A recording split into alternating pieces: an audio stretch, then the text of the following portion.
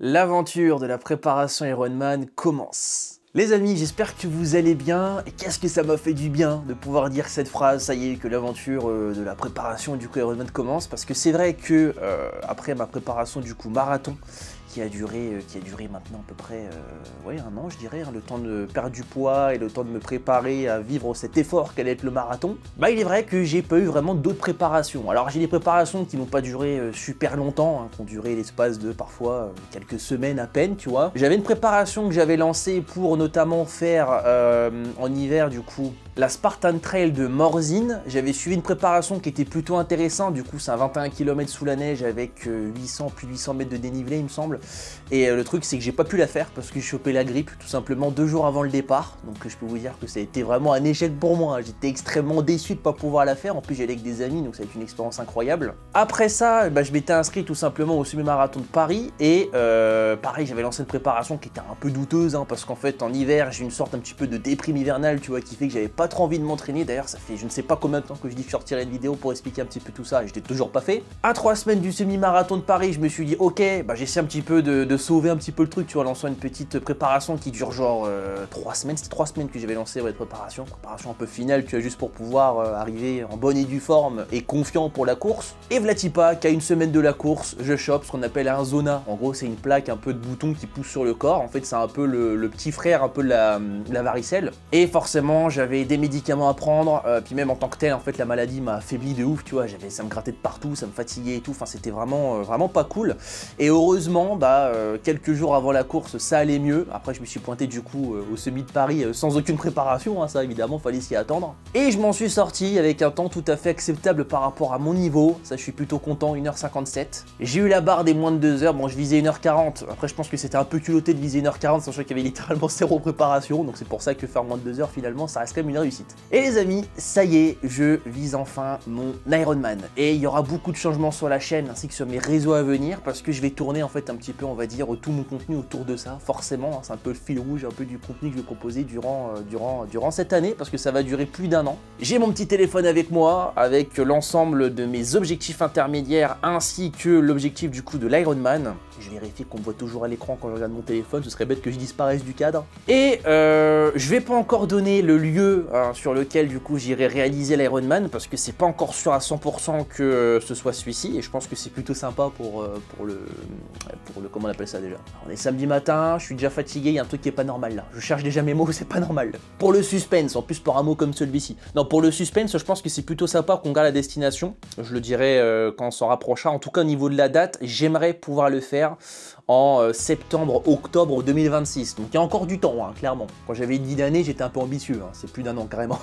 Et l'objectif, alors je pense que vous l'aurez vu dans le titre, mon objectif c'est de le faire en 10 heures. En sub 10 heures. Alors au début j'étais parti sur 11 heures. Finalement je me suis dit qu'il y avait autant de préparation, je pense que je pouvais viser mieux. Donc du coup j'avais mis 10h30. Et comme vous le savez, moi j'aime bien être ambitieux. Alors des moments je suis trop ambitieux et je me rends compte que finalement bah ça marche pas. C'était trop ambitieux. Mais je pense que dans la vie il faut être plus ambitieux que pas assez. Tu vois, faut mieux être trop ambitieux que pas assez. Et c'est pour ça que je vise le sub 10 heures. Alors si je peux faire mieux, ce serait un miracle. Si je peux faire 10 heures, ce serait aussi un miracle. Et puis si je fais un peu moins, c'est pas grave. Dans tous les cas, je resterai, je pense, si la préparation est bien suivie, que j'ai pas de galère d'ici là, tu vois, je resterai dans tous les cas dans un temps qui sera plus qu'acceptable. Donc c'est pour ça que dans tous les cas, je pense que c'est la meilleure décision à prendre. Et donc voilà. Et par rapport à la préparation, est-ce que j'en parle dès maintenant? Parce que pareil, j'aurais voulu faire une vidéo. Je pense que j'en parlais dès maintenant. Et d'ici peu, je pense que direct après, je tournerai une vidéo pour parler en détail de mon programme. Parce qu'il y a un truc plutôt sympa que je vais vous dire. Alors sympa oui et non, parce que c'est très risqué ce que je tente, c'est extrêmement risqué je pense, mais moi je suis quelqu'un qui suis débrouillard, j'aime bien, je suis autodidacte en fait, j'aime bien apprendre tout seul tu vois, et je pense que par rapport à comment moi je le sens et comment je suis en général tu vois quand je fais les choses, je pense que c'est la meilleure des décisions à prendre. J'ai créé mon programme tout seul, sachant que j'ai jamais couru l'Ironman, j'ai jamais fait de triathlon tu vois, enfin je pense qu'à mon avis c'est un peu risqué quand même. Et quand je dis que je l'ai fait tout seul, je l'ai fait tout simplement avec l'intelligence artificielle. Et je suis pas passé par un logiciel quelconque, tu vois, qui était vraiment consacré à ça. Je me suis servi tout simplement de l'outil Claude AI et maintenant de ChatGPT 4.5. Mais en fait, ce qu'il faut savoir, c'est que moi, je suis suis étudiant du coup en marketing digital, précisément en stratégie et data, tu vois. Donc en fait, tout ce qui est un petit peu l'avènement un petit peu, tu vois, de l'intelligence artificielle, bah, je l'ai suivi depuis le début. J'ai des cours par rapport à ça. Je pense que, enfin, sans vouloir me la ramener, je pense que je fais partie un peu du top 5 en termes de connaissances, 5%, tu vois, de l'IA. C'est-à-dire que je sais depuis le début comment ça marche, et je sais comment il faut l'utiliser et comment il faut faire pour optimiser au maximum les résultats. Notamment au niveau de la structure de ce qu'on appelle le prompt et de ce que tu vas demander à l'IA, tu vois. Je vois qu'il y a beaucoup de personnes, maintenant ça va un peu mieux quand même, tu vois, mais il y a beaucoup de personnes qui posent des questions comme ça directement sans contexte à l'IA. Alors, vu que l'IA est de plus en plus efficace et de plus en plus efficiente, ça marche dans 90% des demandes qu'on peut lui faire. Mais dans un truc hyper structuré, quand tu as vraiment un objectif précis en tête, tu vois, le mieux c'est de donner un contexte et de dire par exemple, ok, tu es un expert en sport, je veux que tu me fasses ça, voici ce que tu vas faire, voici ce que tu vas me donner, machin, etc. Tu vois. Et moi, c'est comme ça vraiment que j'ai structuré mon prompt. Ça fait plusieurs semaines que je travaille dessus, j'ai testé différents outils IA et je suis arrivé à un résultat pour lequel je suis sûr à 98%, tu vois. Les deux derniers pourcents qui va me rester en fait pour être sûr à vraiment 100% que ce soit de la qualité, bah, c'est tout simplement l'expérience. Il va falloir que j'expérimente un petit peu sur le long terme ce que me propose l'IA. Est-ce qu'elle est capable d'adapter mon programme selon les performances que je prends à l'entraînement? Est-ce qu'elle est capable d'adapter mon programme selon si j'ai bien dormi, selon si je me suis blessé à l'entraînement, selon les douleurs que je peux ressentir, etc. Donc c'est pour ça qu'il va falloir un petit peu que j'attende, histoire d'avoir un recul à 100% sur la situation. Et c'est aussi pour ça que je me suis fixé cet objectif-là, du coup, d'ici plus d'un an. C'est parce que comme ça, si jamais je me rends compte que le programme n'est pas bon, tu vois, qu'il n'est pas adapté, bah, je pourrais tout simplement me raviser et partir travailler avec un vrai coach. Mais comme je disais, je pense que je sortirai une vidéo appropriée pour vous expliquer précisément comment j'ai fait pour former mon prompt, justement, pour me faire mon programme. Je pense que ça pourrait vous intéresser. Et puis même, je pense que vu que voilà, encore une fois, c'est le fil rouge un petit peu de ma chaîne, de parler un petit peu de la prépa Ironman, je pense que c'est normal aussi pour moi de vous expliquer en détail comment j'ai fait ce programme. Et ce que j'ai demandé, alors excusez-moi, je switch souvent du regard parce que j'ai le téléphone en même temps dans la main. Ce que j'ai demandé en fait dans cette préparation, c'était pour éviter de refaire du coup l'erreur que j'ai fait sur mes précédentes préparations, notamment celle du marathon, où quand on y repense, j'ai fait une préparation qui est pareil, a duré plus d'un an. Alors oui, il a fallu que je perde beaucoup de poids, j'ai perdu 15 kilos et en même temps il a fallu que je m'habitue à courir, tu vois, donc c'était pas une mince affaire. Mais quand même, bien que j'ai aucun regret sur le marathon, vraiment c'est une expérience incroyable et toute ma vie je m'en rappellerai, tu vois. Mais il est vrai que si je dois être objectif, je pense que au vu du temps de préparation que j'ai eu, j'aurais pu faire un meilleur temps, tu vois. Je l'ai fait en 4h27. Je pense que j'aurais pu prôner à faire mieux. Ça se dit ça ou pas? Je sais pas. Et je pense que ce qui m'a notamment planté, il y a deux choses qui m'ont planté sur le fait du coup de ne pas avoir fait de meilleure performance. C'est parce que déjà je ne respectais en aucun cas mes séances dites Z2 et mes séances de repos. C'est-à-dire que j'avais tendance à beaucoup trop faire en disant que justement vu que je courais, bah ça pouvait que me faire du bien, tu vois, ça pouvait que m'aider à atteindre mon objectif. Ce qui fait que là, je me lance dans une prépa Ironman. Bon là ça va, j'ai commencé depuis 2 semaines, 3 semaines, donc ça va, je me suis habitué, tu vois, à cette allure-là qui est la Z2. Mais avant ça, je ne savais absolument pas ce qu'était ma véritable Z2. Hein. Et pour savoir, enfin, d'ailleurs pour les personnes qui ne le savent pas, la Z2 c'est la zone d'endurance fondamentale. C'est vraiment là en fait où tu vas créer ton bassin d'endurance, tu vois, entre guillemets. Et moi ça va, je partais pas de zéro, hein. J'avais fait un marathon, tout ça, donc l'endurance je l'avais, tu vois. Mais en fait tu as l'endurance active et l'endurance fondamentale. Et l'endurance fondamentale c'est encore plus, enfin c'est différent en fait de l'endurance active, tu vois. Parce qu'en fait tu es encadré entre guillemets par ta fréquence cardiaque et surtout par rapport au ressenti que tu as. Je crois que si je me trompe pas, il me semble que l'endurance fondamentale c'est un rythme auquel tu es censé pouvoir courir extrêmement longtemps, tu vois. C'est-à-dire qu'en gros ton corps ne se fatigue pas, du moins il se fatigue mais d'ici un certain nombre de kilomètres, tu vois. Là où l'endurance active, ton corps il est quand même peiné, tu vois, forcément il est impacté en termes d'articulation, muscles, etc. Donc c'est pour ça que c'est important de maîtriser l'endurance fondamentale pour pouvoir du coup travailler ton endurance sans en même temps te fatiguer et rajouter de la fatigue supplémentaire à ton corps, tu vois. Et ça, j'ai fait le prépa marathon sans savoir du tout quelle était mon endurance fondamentale. Donc comment vous dire que c'est un peu complexe. Donc ça c'était la première erreur qui du coup je pense m'a ralenti entre guillemets au niveau du résultat que j'aurais pu avoir du coup sur le marathon. Et ma seconde erreur, c'est que ma préparation était trop monotone. C'est-à-dire qu'elle a duré plusieurs mois, elle a duré longtemps et j'ai pas eu d'objectif intermédiaire. J'ai pas eu de phase en fait tout simplement dans cette prépa, bon, à part les phases quelconques du style, enfin basique plutôt du style volume, phase de pic, ensuite phase de déload, etc. tu vois.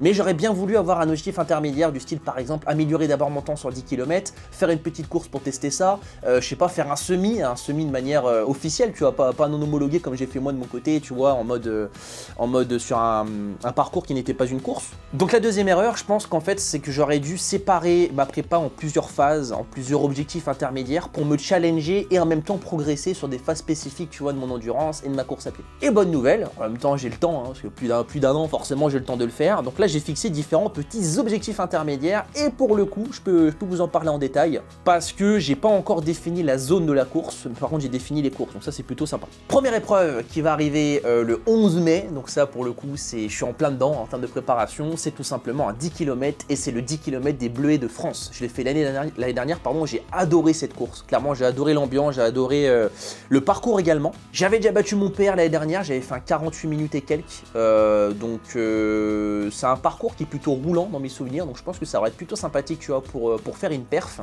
Et selon mon coach, alias ChatGPT maintenant, je peux, au vu de mes performances du coup faites précédemment, je peux viser un temps entre 41 minutes 30 et 42 minutes. Bon, alors juste à voir déjà ce temps, ça m'inquiète un peu parce que je n'ai jamais fait une allure comme celle-ci sur un 10 km, tu vois, donc c'est pour ça que c'est un peu inquiétant. Mais je suis en plein dedans et je suis vraiment en train de suivre à fond du coup l'entraînement et le programme pour atteindre cet objectif-là. Donc j'espère vraiment que ça se fera. J'y crois, entre guillemets, enfin j'y crois, non c'est même pas entre guillemets, c'est j'y crois tout court.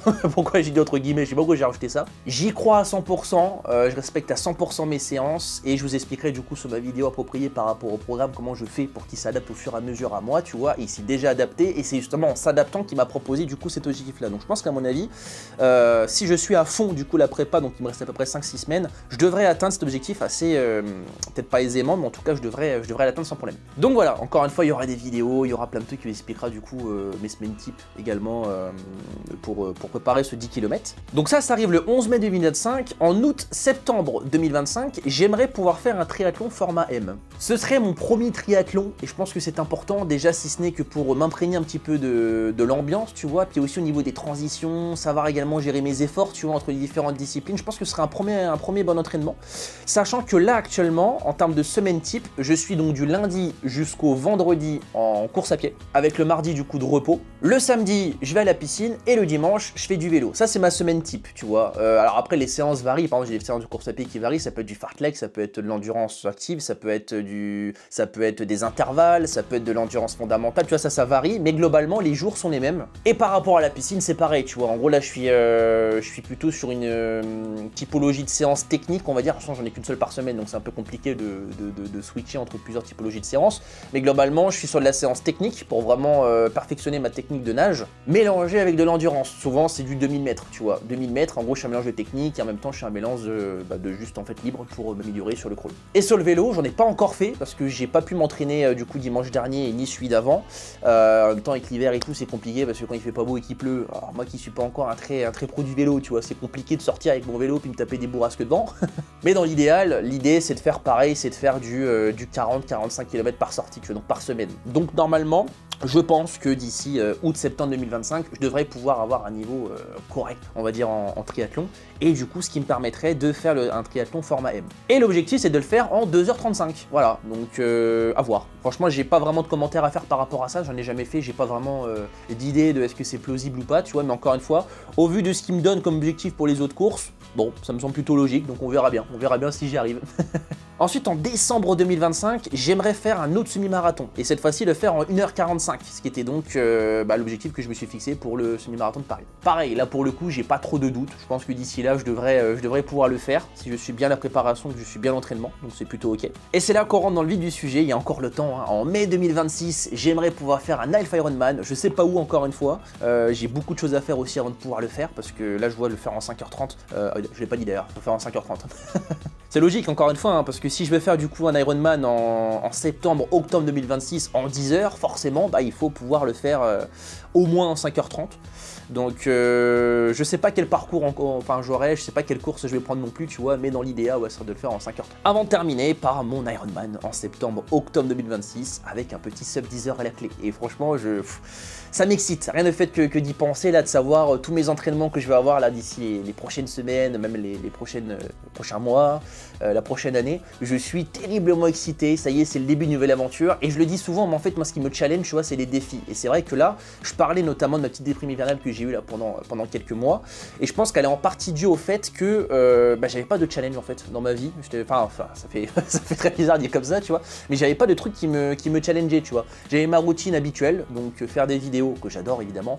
D'ailleurs, j'ai plusieurs chaînes en fait YouTube, pour ceux qui ne le savent. Et en fait, du coup, j'ai essayé d'avoir mon rythme en fait, on va dire, entre ces trois chaînes chaîne-là. À côté de ça, bah, je partais au boulot et j'avais l'école également, parce que je suis encore étudiant, je suis alternant, tu vois, donc j'alterne entre le boulot et l'école. Et j'avais mes entraînements sans trop de particulier, à part du coup le semi de Paris, mais comme je disais, il n'y a pas vraiment eu de prépa, donc ce qui fait que ça me challengeait pas vraiment, tu vois. Et je pense que c'est en partie pour ça que j'étais pas en forme durant l'hiver, en plus bah, évidemment de la phase hivernale qui est toujours un peu compliquée. C'est parce que j'avais rien qui me challengeait, et en fait, bah, je me rends compte que c'est vraiment ça dans lequel je m'épanouis, en fait, c'est quand vraiment j'ai des challenges, des trucs à me fixer, tu vois. Et c'est vrai que là, ça me fait du bien de pouvoir me lancer en vrai sur une prépa aussi longue, tu vois. Donc voilà les amis, bon écoutez, je pense que je vais pas faire durer la vidéo plus longtemps que ça. Là, je vois qu'on est à 17 minutes, c'est déjà pas mal, mais en tout cas, sachez qu'il y aura une vidéo qui sort très bientôt sur comment j'ai fait du coup pour former l'IA et faire mon programme. Comme ça, si jamais ça peut vous intéresser, bah, vous aurez du coup toutes mes indications. Encore une fois, à prendre avec des pincettes, hein, je le rappellerai sur la vidéo parce que je ne sais pas encore, j'ai pas le recul nécessaire pour savoir si ce que l'IA me dit plutôt est vraiment pertinent. Mais en tout cas, à première vue, ça me semble plutôt logique et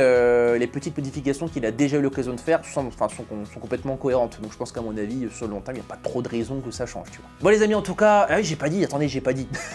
Ah bah si, en fait, j'ai commencé à en parler au début. Bah en termes de création de contenu, je vais essayer d'innover un petit peu dans le format, notamment au niveau des shorts, des reels et des TikTok, en proposant d'autres formats un peu plus variés, tu vois. Et je vais essayer de refaire des vidéos comme j'avais fait pour la prépa marathon, une semaine type, tu vois, dans ma prépa, tu vois. Comme ça montre un petit peu bah, d'où je pars. Et je pense que ces vidéos-là que j'aurai de moi au début de préparation vont être super intéressantes et super cool en fait quand je serai à la fin de la prépa, pour me rappeler un petit peu d'où je pars, tu vois, me rappeler un petit peu de mes temps, de la philosophie, de la physionomie que j'avais à ce moment de la préparation, tu vois. Je pense que c'est bien d'avoir un avant-après. Donc c'est pour ça que j'en serais fier de ces vidéos-là et je pense que c'est important de pouvoir reprendre ce format-là. Donc voilà, puis pareil, je vais essayer d'un petit peu de varier le contenu, faire des vidéos, bah, récap de ma semaine, récap de mes entraînements. Ça peut être aussi, peut-être un peu plus aussi dans mon intimité, par exemple montrer un petit peu bah, ce que je fais sur mes week-ends, comment je travaille, comment je m'organise. Parce que le week-end, je travaille aussi du coup sur mes créations de vidéos pour le coup, qui petit à petit commence un petit peu à me rapporter de l'argent, j'en suis bien content. Donc c'est pour ça que j'en parlerai avec grand plaisir durant mes prochaines vidéos. Et comment je fais du coup pour intégrer mes séances de sport et l'entraînement du coup à ma vie quotidienne. Voilà, je pense que c'est la phrase la mieux tournée que je pouvais sortir. Allez, sur ce les amis, je vous remercie d'avoir visionné cette vidéo. Je compte sur vous pour votre soutien, hein. Merci beaucoup de me suivre jusqu'à maintenant et j'espère que ça vous plaira, hein, les prochaines étapes qui arriveront. Et n'hésitez pas à laisser votre meilleur pouce bleu, à vous abonner, commenter et partager, ça me ferait super plaisir, ça m'aiderait énormément. Et moi les amis, je vous souhaite une très bonne journée ou une très bonne soirée et je vous dis à la prochaine pour une autre vidéo. À très bientôt.